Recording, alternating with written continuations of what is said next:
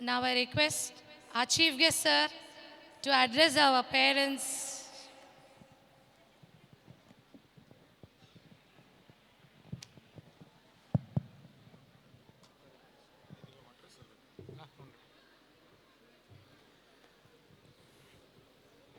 గౌరవనీయులు ప్రిన్సిపల్ శ్రీనివాసరెడ్డి గారు, ఈ పాఠశాల యాజమాన్య సభ్యులు, అదే సమయంలో ఇక్కడ అధ్యాపకులుగా విద్యార్థుల్ని తీర్చిదిద్దే పనిలో నిమగ్నమై ఉన్నటువంటి మిత్రులు శ్రీ విజయసేనారెడ్డి గారు, నరేంద్రనాథ్ గారు, నరసింహారావు గారు, ఇంకా ఈ పాఠశాల అధ్యాపక బృందం అందరికీ,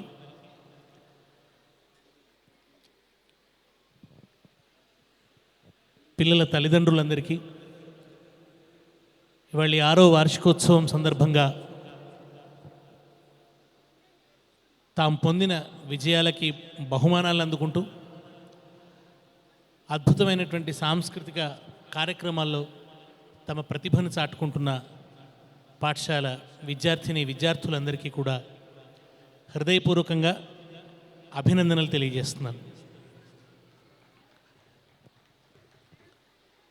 పిల్లల్ని రత్నాల్లాగా సానబెట్టడం, విజయం దిశగా నడిపించడం అనే 2 కర్తవ్యాల్ని ఈ పాఠశాల నిర్దేశించుకున్నది కనుకనే వాళ్ళు విజయరత్న అని పేరు పెట్టుకుని ఉంటారని నేను అనుకుంటున్నాను.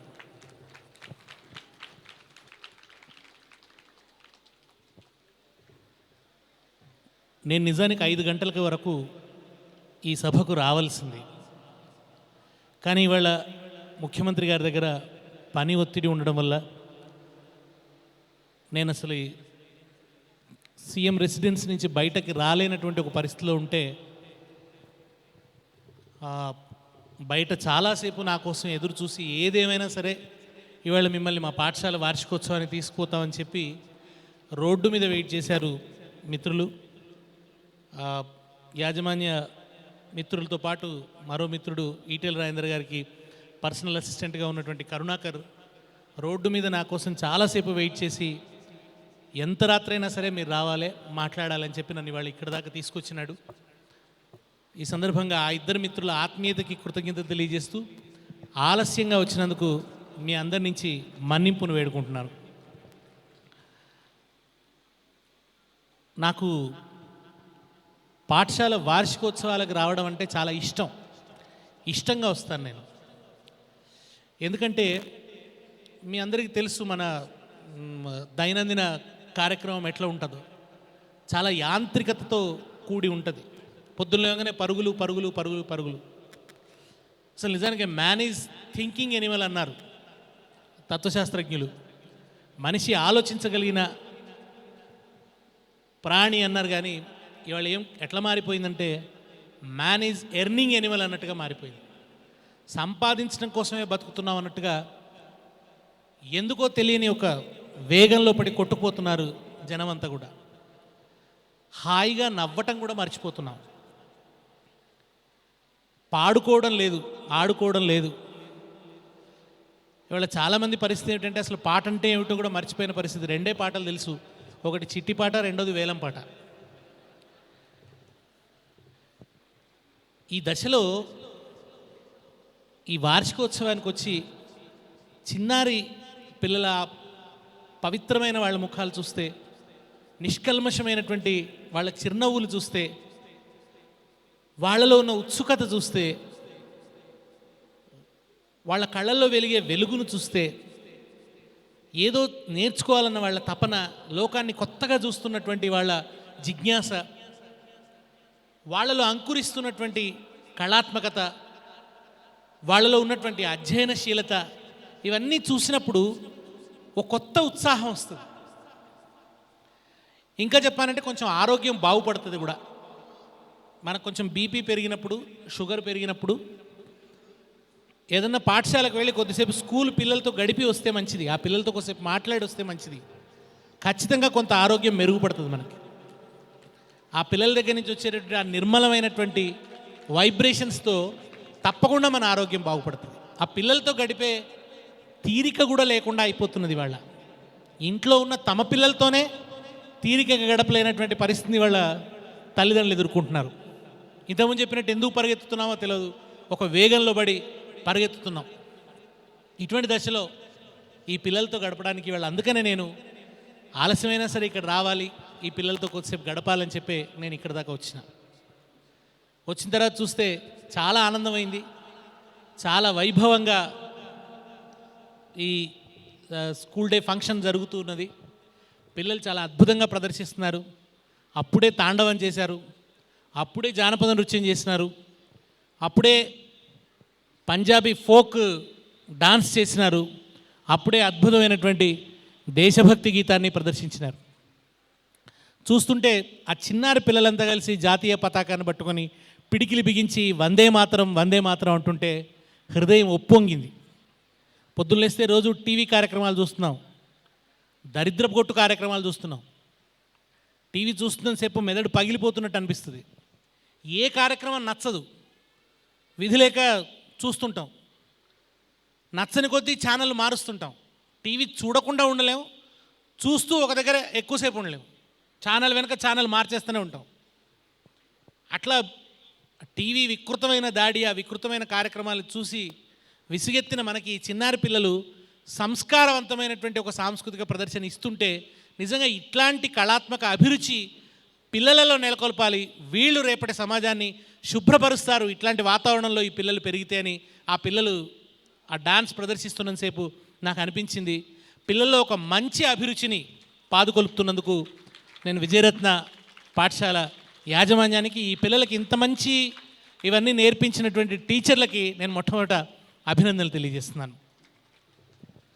నాకు తెలుసు మేమంతా హాయిగా ఆడుకుంటుంటే పాడుకుంటుంటే మధ్యలో ఈసారి ఎవరో వచ్చిండ్రు, ఉపన్యాసం మొదలుపెట్టిండు, మాకు అడ్డగోడ వల్ల నిలిచిండు అని పిల్లలంతా అనుకుంటున్నారు. నాకు తెలుసు ఎప్పుడు అయిపోతుందా ఉపన్యాసం అని కూడా మీరు చూస్తున్నారు. నాకు కూడా చిన్నప్పుడు స్కూల్ డే ఎప్పుడు వస్తుందా అని ఎదురు చూసేవాడిని. నేను మామూలుగా చదువులో యావరేజ్ స్టూడెంట్నే మొదటి నుంచి కూడా. కానీ స్కూల్ డే వస్తే మాత్రం ఒక కొత్త రెక్కలేవో వచ్చేవి. ఆ రోజు పాడడం, నాటకాలు వేయడం, ఉపన్యాసం చెప్పడం, అనేక బహుమతులు గెలుచుకోవడం. ఇప్పుడు ఈ పిల్లల్లాగానే మేకప్ వేసుకొని చిన్న చిన్న మీసాలు పెట్టుకొని ఓ దుర్యోధనుడిలాగానో అల్లూరి సీతారామరాజు లాగానో వేషం వేసుకొని వేదిక మీదకి వచ్చి డైలాగ్స్ చెప్తుంటే ప్రేక్షకులంతా చప్పట్లు కొడుతుంటే ఏదో తెలియని లోకాల్లోకి పోయినంత ఆనందం కలిగేది. ఆ ఆనందం సంవత్సరం అంతా ఉండేది. ఆ ఏడాదంతా జీరోగానే ఉన్నప్పటికీ ఆ ఒక్క స్కూల్ డేతో హీరోగా మారిపోయేది. పిల్లలంతా గుర్తుపెట్టుకునేది, ఓ నువ్వు మొన్న ఇది చేసినావు కదా, నువ్వు పలానా డైలాగ్ బాగా చెప్పినావు కదా, ఆ రోజు ఈ ఉపన్యాసం బాగా చెప్పినావు కదా అని పిల్లలందరూ గుర్తుపెట్టుకునేది. అటువంటి ఓ గుర్తింపు కోసం వెతుక్కునేది, అది ఎప్పుడు వస్తుంది ఆ స్కూల్ డే అని. కనుక పిల్లల్లో అనేక శక్తులు ఉంటాయి. ఆ శక్తులన్నింటినీ గుర్తించే వాతావరణం ఉండాలి. ఆ శక్తులకి ప్రోత్సాహాన్ని ఇచ్చేటువంటి ఒక ఆసక్తి టీచర్లలో ఉండాలి. నాకు చాలాసార్లు ఈ పిల్లల్ని చూసినప్పుడల్లా ఒక కథ యాదికి వస్తుంది. ఒక రాజు ఒకరోజు కోట మీద నిలబడి ఉన్నాడట. కోట మీద నిలబడి ఉంటే ఓ పక్షి ఆకాశంలో ఎగురుతున్నది. దాన్ని చూసి ఈ రాజుకు బాగా ఈర్ష్య కలిగిందట. అరే ఇది ఇంత హాయిగా ఎగరడం ఏంది అసలు, ఈ పక్షి నాకు లేని స్వేచ్ఛ ఈ పక్షికుండుడేంది అంటే చాలా ఓర్వలేనుడు ఆ రాజు. ఈ పక్షికి ఇంత స్వేచ్ఛ అయింది, ఇది నాకంటే సుఖంగా ఉన్నది అని చెప్పి దీన్ని వలవేసి బంధించండి అని భటులకు ఆజ్ఞాపించినాడు. వాళ్ళు వలవేసి ఆ పక్షిని బంధించి తీసుకొచ్చిన తర్వాత దాన్ని ఒక కొయ్యకి కట్టేసినారు. కట్టేస్తే పాపం హాయిగా ఎగిరే ఆ పక్షి ఆ కొయ్య చుట్టూ తిరుగుతున్నది. అట్లా ఏండ్ల కొద్దీ ఆ కొయ్య చుట్టూ తిరుగుతూనే ఉంది. ప్రజల అదృష్టం బాగుండి ఆ రాజు చచ్చిపోయిండు. ఆయన కొడుకు రాజు అయినాడు. ఆయన కొంచెం సంస్కారవంతుడు, ఇట్లాంటి విజయరత్న లాంటి స్కూల్లో చదువుకున్నటువంటి స్టూడెంట్ కనుక ఆ రాజు కొడుకు కొంచెం సంస్కారం ఉంది. ఆయన ఒకరోజు ఈ పక్షిని చూసి మన ఆయన ఎందుకు ఇంత అన్యాయంగా ఈ పక్షిని ఇట్లా బంధించిండు అని బాధపడి దాన్ని విడిచిపెట్టండి అన్నాడు. సరేనని వెళ్ళి భటులు దాన్ని విడిచిపెట్టినారు. విడిచిపెడితే అది ఏం చేయాలి? హాయిగా ఎగురుతూ ఆకాశంలోకి పోవాలి. కానీ దశాబ్ద కాలంగా అది ఎగరడం మర్చిపోయి ఆ కొయ్య చుట్టే తిరుగుతున్నది. ఇప్పుడు ఒక్కసారి విప్పినా అది ఏం చేసిందంటే, ఎగరగలను అనే నమ్మకాన్ని కోల్పోయిన పక్షి అట్లనే ఆ కొయ్య చుట్టూ తిరుగుతున్నది. సరిగ్గా ఇవాళ పిల్లలందరినీ వ్యవస్థ కూడా అట్లే చేస్తున్నది. పిల్లలకు కూడా చాలా రెక్కలు ఉన్నాయి. ఆ రెక్కలతో వాళ్ళని మనం ఎగరనిస్తలేం. పిల్లలకు కథలు చెప్పటం అనే రెక్కలు ఉంటాయి, పిల్లలకి కవిత్వం చెప్పటం అనే రెక్కలు ఉంటాయి, పిల్లలకి పాట పాడడం అనే రెక్కలు ఉంటాయి, పిల్లలకి నృత్యం చేయడం అనే రెక్కలు ఉంటాయి, పిల్లలకి వాయిద్యం వాయించడం అనే రెక్కలు ఉంటాయి, ఆటలాడడం అనే రెక్కలు ఉంటాయి, ఎన్నో ఉంటాయి.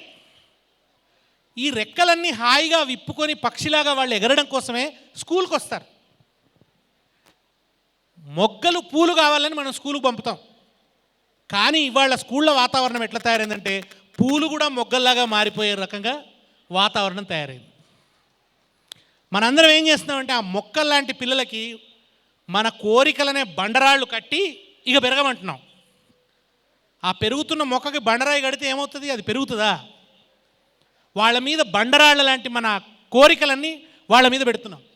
వాళ్ళ ఇష్టాయిష్టాలతో నిమిత్తం లేకుండా నువ్వు ఇంజనీరే కావాలి, నువ్వు డాక్టరే కావాలి, నువ్వు ఐఐటికి వెళ్ళాలి, అక్కడ చదివితేనే నీ జీవితం, నీ జన్మ, లేకుంటే నువ్వు ఎందుకు పనికిరాని వాడి అని చిన్నప్పటి నుంచి వాడికి ఒక స్కేల్ పెట్టి దీంట్లో నువ్వు పరిగెత్తాలని పాడతాను. నాకు ఈ కళ్ళకి ఆ లైట్ బాగా ఇబ్బంది అవుతున్నది. కొంచెం ముందుంటే ఇబ్బందా? ఆ కళ్ళకి నాకు బాగా ఇబ్బంది అవుతుంది. అసలు నాకు వాళ్ళు ఎవరు కనబడతలేరు, చీకట్లో బాణం వేసినట్టున్నది.